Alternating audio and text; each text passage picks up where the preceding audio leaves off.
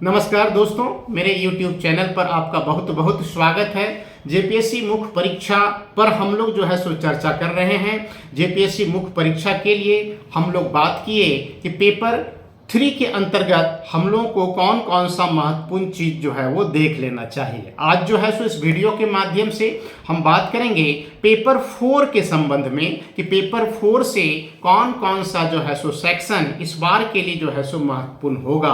वो कौन सा ऐसा यूनिट है, कौन सा ऐसा प्रश्न है जो इस बार आपको निश्चित रूप से पढ़ करके जाना चाहिए। इसी पर जो है सो हम आज चर्चा करेंगे। ठीक है, उससे पहले दो चीज आप लोग थोड़ा सा समझ लीजिए कि ये जो मुख्य परीक्षा है, तो मुख्य परीक्षा में हम लोग क्या देखते हैं। तो मुख्य परीक्षा में आपका नंबर इस बात पर निर्भर करेगा कि आप किसी भी प्रश्न का जो उत्तर लिख रहे हैं तो आपका स्टार्टिंग पैराग्राफ जो होगा वो किस प्रकार का होगा, कितना वो आकर्षक होगा, उसी पर निर्भर करेगा आपको कितना मार्क्स आएगा, है ना। मतलब कि किसी भी प्रश्न का जब आप उत्तर दें तो स्टार्टिंग जो आपका पैरा होगा ना, ये बड़ा ही महत्वपूर्ण होगा, इसको आप ध्यान में रखेंगे। दूसरा चीज ये है कि अधिकांश लोग जो हैं अपना आंसर पीडीएफ के रूप में जो हमको भेज रहे हैं, तो हम उसको चेक करके बता भी रहे हैं कि क्या करना है, किस प्रकार की समस्याएं हैं। तो यहाँ पर हम एक चीज कॉमन देख रहे हैं कि कोई भी प्रश्न का उत्तर जो है वो बहुत लंबा लोग जो है सो लिखते हैं, है ना। मतलब कि 5 पन्ना 6 पन्ना में आप जो है सो आंसर लिख रहे हैं, है ना। ऐसा नहीं करना है। 40 नंबर का जो है सो एक प्रश्न है, तो 40 नंबर का एक प्रश्न है तो मोटा मोटी आपका जो उत्तर होगा वो 450 से लेकर के 500 शब्द में ही जो है सो उसको आप खत्म कीजिए, है ना। बहुत लंबा आपको नहीं लिखना। ये यूनिवर्सिटी का एग्जाम नहीं है, ये पुराना ट्रेंड था कि भाई कॉपी का वजन देख करके जो है सो नंबर दिया जाता था ये। लेकिन सिविल सर्विसेज में जो है सो ऐसी कोई बात नहीं होती है। आप टू द पॉइंट लिखिए, कम से कम शब्दों में जो है सो ज्यादा से ज्यादा बात आप लिखने का प्रयास कीजिए, और प्रश्न जहां समाप्त हो उत्तर आप वहीं से जो है सो आरंभ कीजिए, है ना। मतलब कि बहुत लंबा चौड़ा भूमिका या इंट्रोडक्शन देने की आवश्यकता नहीं है ना। प्रश्न जो पूछ रहा है आपको तो आपका उत्तर वहीं से जो है सो आरंभ हो जाए तो ये अति उत्तम है ना। आप उनको मत समझाइए, बहुत ज़्यादा इंट्रोडक्शन मत दीजिए, बहुत ज़्यादा भूमिका मत दीजिए। वो जो पूछ रहा है उसका आप जो है सो जवाब दीजिए टू द पॉइंट, तब आपको जो है सो नंबर आएगा, है ना। अब एक और चीज ये कि मुख्य परीक्षा में हम लोग देखते हैं क्या कि मुख्य परीक्षा में पढ़ने से ज़्यादा जरूरी होता है गुणना, है ना। जैसे पुराने ज़माने में जो हमारे दादाजी लोग हुआ करते थे, तो ये लोग कहते थे कि पढ़ तो रहे हो, गुण रहे हो कि नहीं, है ना। तो गुण रहे हो कि नहीं का मतलब है चिंतन करना, मनन करना, है ना। मतलब कि चीज़ों को जो आप पढ़े हैं उसको अपने दिमाग में जो है सो घुमाते रहना। ठीक है, जरूरी नहीं है कि आप किताब कॉपी लेकर बैठे हैं तभी आप पढ़ रहे हों, है ना। ये बिल्कुल भी जरूरी नहीं है। आप लेटे लेटे भी जो है सो पढ़ाई कर सकते हैं। कोई भी चीज़ अगर आप पढ़े हुए हैं तो आंख बंद करके आप उस पर चिंतन कीजिए, है ना। आप अपने दिमाग में ही जो है सो उसको घुमाइए कि भाई ये अगर इस प्रकार से आएगा तो इसको इस प्रकार से हमको स्टार्ट करना है ना।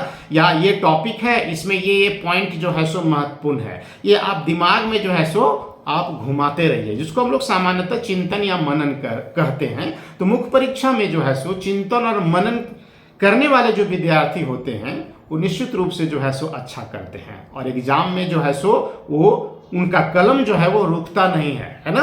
मतलब कि रटना नहीं है, कोई भी चीज आपको याद आपको नहीं करना है। रट करके आप जो है सो सिविल सर्विसेज एग्जाम पास नहीं कर सकते हैं। समझ जो है सो आप विकसित कर लीजिए और उसको अपनी भाषा में एग्जामिनेशन हॉल में जो है सो आप लिख दीजिए, जिसको हम लोग कहते हैं मौलिक अभिव्यक्ति करना, है ना।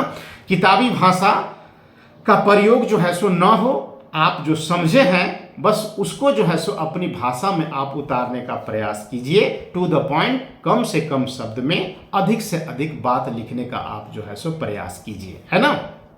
एक और महत्वपूर्ण बात है वो ये है कि ये जो एग्ज़ाम होगा मुख्य परीक्षा का, तो आप देखिएगा कि ये 3 दिन में समाप्त हो रहा है। 6 पेपर है, तो ये 3 दिन में आपका समाप्त हो जाएगा। तो फर्स्ट हाफ और सेकंड हाफ दोनों में जो है सो एग्ज़ाम होगा। फर्स्ट हाफ में हिंदी इंग्लिश का जो कॉमन पेपर होगा, सेकंड जो हाफ होगा उसमें लैंग्वेज और लिटरेचर का पेपर होगा। फिर सेकंड डे फर्स्ट हाफ में हिस्ट्री ज्योग्राफी का पेपर होगा, सेकंड हाफ में आपका पॉलिटी वाला जो है सो पेपर होगा, ठीक है। और तीसरा दिन जो है फर्स्ट हाफ में इकोनॉमी वाला पेपर होगा और सेकंड हाफ में जो है सो साइंस वाला पेपर होगा, है ना। सामान्यतः हम लोग देखते हैं कि 10 बजे से 1 बजे तक पहला जो शिफ्ट होता है और 2 बजे से लेकर के 5 बजे तक जो है वो दूसरा जो है सो शिफ्ट होता है। तो जब भी आप पढ़िए, तो जैसे मान लीजिए कि ये हम पॉलिटी पढ़ रहे हैं, पेपर 4 जो है सो हम पढ़ रहे हैं, तो पेपर 4 जो होगा एग्जाम, तो ये सेकंड हाफ में होगा, मतलब 2 से 5 के बीच जो है सो आपको ये पेपर एग्जामिनेशन हॉल में लिखना पड़ेगा, है ना। तो आप कोशिश यही कीजिएगा कि पॉलिटी वाला जो सेक्शन है ना, तो ये आप 2 से 5 के बीच ही जो है सो पढ़ाई कीजिए, है ना। 2 से 5 के बीच में जो है सो आप पॉलिटी को जो है सो पढ़िए। 10 से 1 के बीच में जो है सो आप हिस्ट्री और ज्योग्राफी वाला जो है सो सेक्शन आप पढ़िए। इसी प्रकार से इकोनॉमी वाला जो खंड है उसको आप 10 से 1 के बीच में पढ़िए, और साइंस वाला जो खंड है वो आप 2 से 5 के बीच में जो है सो पढ़िए, है ना। इससे क्या होगा, इससे ये होगा कि आपका जो दिमाग होगा, मतलब कि वो जो समय है, मान लीजिए 2 से 5 वाला जो समय है, 2 से 5 के बीच आप अगर पॉलिटी पढ़ रहे हैं, तो आपका जो माइंड है, तो माइंड जो है वो उस समय के अनुकूल हो जाएगा, मतलब कि उस समय के साथ आपका दिमाग उस विषय के लिए अपने को समायोजित कर लेगा, जिससे एग्जामिनेशन हॉल में आपको इसका आउटपुट जो है वो ज़्यादा मिलेगा, है ना। ये मेरा अपना जो है सो एक्सपीरियंस है जो हम आपको जो है सो शेयर किए, है ना। तो इस चीज़ को आप ध्यान में रखिएगा, तो निश्चित रूप से आपको एग्जामिनेशन हॉल में जो है सो ज़्यादा फायदा महसूस कीजिएगा, है ना। एक साइकोलॉजिकल चीज़ है ये, लेकिन बहुत ही इफेक्टिव है। इसके पीछे भी विज्ञान है, उस पर हम लोग जो है सो नहीं जाएंगे, बस जो कह रहे हैं उसको आप जो है सो फुलफिल कीजिए, ठीक है। अब हम लोगों को पॉलिटी में क्या क्या पढ़ना है, तो जैसा कि हम लोग लास्ट ईयर के क्वेश्चंस को अगर देखें, 7th JPSC मेंस के क्वेश्चंस को अगर हम लोग देखें, तो उसमें लोक प्रशासन और भारतीय संविधान और राज्य व्यवस्था वाला जो खंड है उसको बांटा नहीं था, मतलब एक ही साथ जो है सो आपका क्वेश्चंस दे दिया था और आपको जो है सो 4 प्रश्न का जो है सो उत्तर करना था। पॉलिटी मतलब संविधान और राज्य व्यवस्था से 4 क्वेश्चंस था, और इधर लोक प्रशासन से भी 4 क्वेश्चंस था। आपको टोटल 8 प्रश्न में 4 प्रश्नों का जो है सो उत्तर देना था। तो चूंकि ये बांटा हुआ नहीं था, तो विद्यार्थियों के लिए यह सुविधा थी पिछले बार कि वो या तो चाहें तो लोक प्रशासन से ही 4 क्वेश्चंस दे दें, या चाहें तो संविधान वाले खंड से ही 4 क्वेश्चंस दे दें, है ना। अब इस बार क्या करता है ये तो हमको पता नहीं है कि क्या करेगा, लेकिन आप कोशिश ये कीजिएगा कि अगर नहीं भी बांटे तो एक ही सेक्शन से 4 प्रश्न का उत्तर आप मत दीजिएगा, है ना। 2 प्रश्न आप संविधान और राज्य व्यवस्था वाले सेक्शन से, और 2 प्रश्न जो है वो लोक प्रशासन वाले सेक्शन से ही दीजिएगा। और इसमें आप देखिएगा क्वेश्चंस प्रीवियस ईयर का, तो इसमें टिप्पणी करने के लिए पूछता है। जैसे पिछले बार जो है सो 2 प्रश्न जो है सो टिप्पणी पर जो है सो आधारित था, तो यदि टिप्पणी करने वाला प्रश्न अगर आता है तो कोशिश कीजिएगा कि टिप्पणी वाला प्रश्न का ही जो है सो आप उत्तर करें, है ना। टिप्पणी वाला क्वेश्चंस जो होगा वो 2 क्वेश्चंस आपसे लिखवाएगा, 20-20 मार्क्स का जो है सो वो होगा। तो उसमें अपेक्षाकृत जो है आपको 2 से 3 नंबर जो है वो ज़्यादा मिलेगा, इसलिए टिप्पणी वाले क्वेश्चंस को छोड़ना नहीं है, कोशिश करना है कि टिप्पणी वाला क्वेश्चंस आप जरूर करें। अब इसमें करना क्या है, तो देखिए इसमें कुछ नहीं करना है, बहुत ज़्यादा चीज़ आपको नहीं पढ़ना है, पढ़ भी आप नहीं पाइएगा। तो स्टार्टिंग का जो सेक्शन है, जैसे मान लीजिए कि भारतीय संविधान की प्रस्तावना है, फिर हम लोगों का जो मौलिक अधिकार है, भारतीय संविधान का जो लक्षण है, तो लक्षण से तो पिछले बार क्वेश्चंस आ चुका है, तो इस बार के लिए वो इतना इंपॉर्टेंट नहीं है, लेकिन जो जनहित याचिका का जो कंसेप्ट है तो इसको आपको जो है सो देख लेना है। फिर हमारा जो फंडामेंटल जो ड्यूटी है, मौलिक कर्तव्य जो है सो आपको देख लेना है, और राज्य के नीति निर्देशक सिद्धांत जो है सो आपको देख लेना है। मतलब कि भारतीय संविधान की प्रस्तावना, ठीक है, हमारा जो संविधान है उसका नेचर, उसका जो स्वरूप है, ठीक है। फिर हम लोग देखते हैं कि मौलिक अधिकार, मौलिक कर्तव्य और नीति निर्देशक सिद्धांत, इससे आपका एक क्वेश्चन जो है सो रहेगा। तो स्टार्टिंग का जो 4 यूनिट है, तो ये 4 यूनिट से एक क्वेश्चन आपका निश्चित रूप से जो है सो रहेगा। तो इसको आप निश्चित रूप से कर लीजिएगा। और इस बार के लिए अगर हम कहें तो राज्य के नीति निर्देशक सिद्धांत जो है वो ज़्यादा हमको महत्वपूर्ण जो है सो लग रहा है। तो इसको आप पढ़ लीजिएगा। संविधान की प्रस्तावना और उसमें निहित जो दर्शन है ये भी आप जो है सो बढ़िया से देख लीजिएगा। तो ये 4 यूनिट जो कीजिएगा तो एक प्रश्न आपका निश्चित रूप से रहेगा, है ना, इसको देख लेना है। फिर दूसरा जो इम्पोर्टेंट यूनिट है आपका वह है संघ की न्यायपालिका, क्योंकि हमारी न्यायपालिका पिछले 1-2 वर्षों में काफ़ी चर्चा में रही है। बहुत सारे ऐसे मुद्दे निकल करके आए हैं जो न्यायपालिका को जो है सो चर्चा में बनाए हुए हैं, है ना।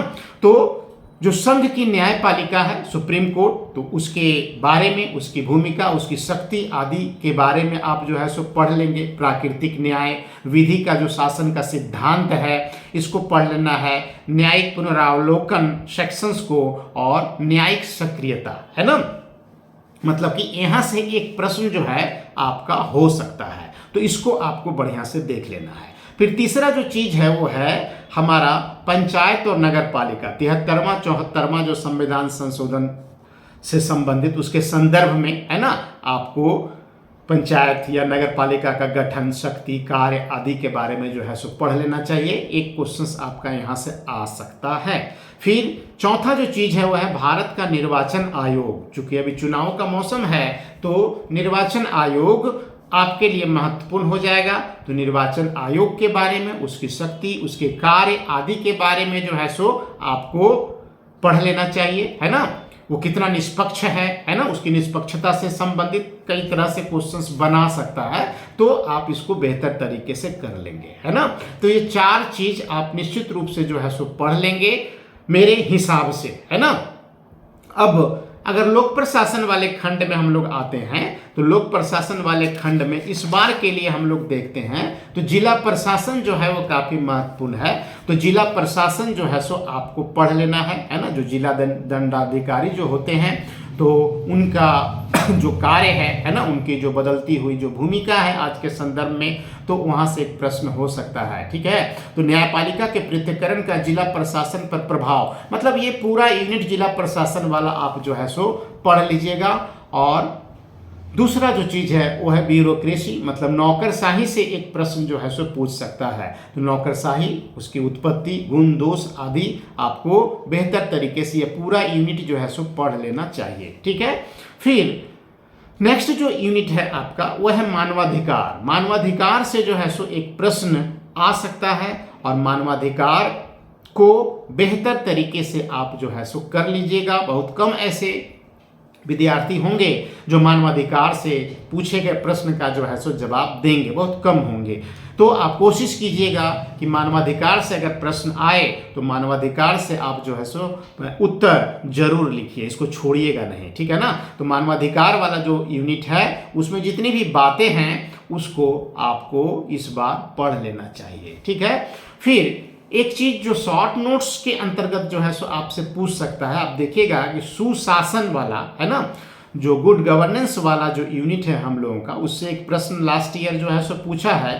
तो यहाँ पर कुछ चीज जो है इंपॉर्टेंट है जो शॉर्ट नोट्स के लिए आपसे पूछ सकता है, जैसे सिटीजन चार्टर का जो कंसेप्ट है, सेवा का अधिकार जो है, सूचना का अधिकार, शिक्षा का अधिकार जो अधिनियम वगैरह बना, उपभोक्ता संरक्षण अधिनियम, महिलाओं के विरुद्ध जो घरेलू हिंसा निवारण से संबंधित अधिनियम, ओल्ड एज एक्ट जो है ना। तो ये वाला जो सेक्शन है ये एक बार आप चलते चलते देख लीजिएगा, है ना। ये टिप्पणी के रूप में पूछेगा और अगर पूछेगा तो लिखिएगा जरूर, ठीक है ना, क्योंकि बहुत ज़्यादा इसमें कुछ है नहीं, टू द पॉइंट है। कुछ फैक्ट्स वगैरह का जिक्र करते हुए इसका आंसर जो है वो आप कर सकते हैं, है ना। तो इसको जो है सो आप देख लीजिएगा। तो इतना ही जो है सो मेरे हिसाब से आप करके जाइए, और अगर आपको लगता है कि और कुछ हम कर लें तो कुछ एक्स्ट्रा जो है सो आप कर सकते हैं, या आपके विवेक पर जो है सो निर्भर करता है ना। लेकिन समय चूंकि कम है तो यहाँ पर हम लोगों को इस रणनीति पर काम करना चाहिए कि कम से कम समय दे करके कैसे ज़्यादा से ज़्यादा जो है सो हम लाभ लें, है ना। चूंकि 4 क्वेश्चंस आपको लिखना है, संविधान सेक्शन से 2 और पब्लिक एडमिनिस्ट्रेशन से 2, तो इतना काफ़ी है। और अगर नहीं आता है यह प्रश्न तो मान लीजिए अगर राष्ट्रपति का अधिकार पूछ दिया, राज्यपाल का अधिकार वगैरह पूछ दिया, तो ये तो कई बार पढ़ा हुआ है, पीटी स्तर पर भी हम लोग पढ़े हुए हैं, तो मोटा मोटी जो है सो चीज़ हम लोग के दिमाग में है ही। तो आपातकाल में, है ना, आप लिख सकते हैं, है ना। लेकिन ये सारा चीज़ जो है वो आप बढ़िया से तैयार कर लीजिएगा, और चीज़ों को दिमाग में घुमाते रहिए। चलते फिरते अगर काम कर रहे हैं तो भी इन चीज़ों को जो है सो आप घुमाते रहिए, मतलब चिंतन जो है सो वो करते रहिए, है ना। और रिटर्न प्रैक्टिस, है ना, रिटर्न प्रैक्टिस भी जो है सो आप कीजिए। लेकिन अभी मई महीना में आप पढ़िए, है ना। आपका जून जब शुरू होगा तो 1 जून से जो है सो आप लिखना स्टार्ट कीजिएगा, और जब लिखिएगा भी तो वही टाइम वाला जो बात आपको हम बताएं उसको आप फॉलो कीजिएगा, कि जो पेपर 10 से 1 हम देंगे तो 10 से 1 के बीच ही उसको हम जो है सो लिखेंगे। जो पेपर 2 से 5 हम देंगे तो 2 से 5 के बीच ही उसको जो है सो रिटर्न प्रैक्टिस हम करेंगे, है ना। इस चीज़ को आप जरूर ध्यान में रखिएगा, ठीक है। अब नेक्स्ट जो वीडियो हमारा होगा वो इंडियन इकोनॉमी पर होगा, मतलब 5वें पेपर पर होगा, जिसमें हम कुछ महत्वपूर्ण यूनिट के बारे में जो है सो चर्चा करेंगे, है ना। और फिर हम कुछ क्वेश्चंस पर भी जो है सो डिस्कस करेंगे, और महत्वपूर्ण जो भी प्रश्न है तो उन प्रश्नों को जो है सो वीडियो के माध्यम से उसका एक मॉडल उत्तर जो है सो हम आपको बताने का प्रयास करेंगे। जैसे मान लीजिए कि हिस्ट्री है, तो हिस्ट्री में अगर इस बार के लिए अकबर का राजपूत नीति अगर महत्वपूर्ण है तो अकबर की राजपूत नीति के बारे में जो है सो आपको हम बताएंगे कि अकबर की राजपूत नीति से प्रश्न किस तरह से पूछे जा सकते हैं, और उसको कैसे स्टार्ट हम लोगों को करना है, कौन कौन सा महत्वपूर्ण चीज उसमें हमको जो है सो दिखाना है ना। और उसकी इस राजपूत नीति का ओवरऑल जो है सो हम लोगों को मूल्यांकन करना है, वो हम आपको टेक्निक बता देंगे, उस अनुरूप जो है सो आप उसको कर लीजिएगा, है ना। तो आज इतना ही। नेक्स्ट वीडियो में हम लोग एक नए टॉपिक के साथ जो है सो मिलते हैं। Thank you.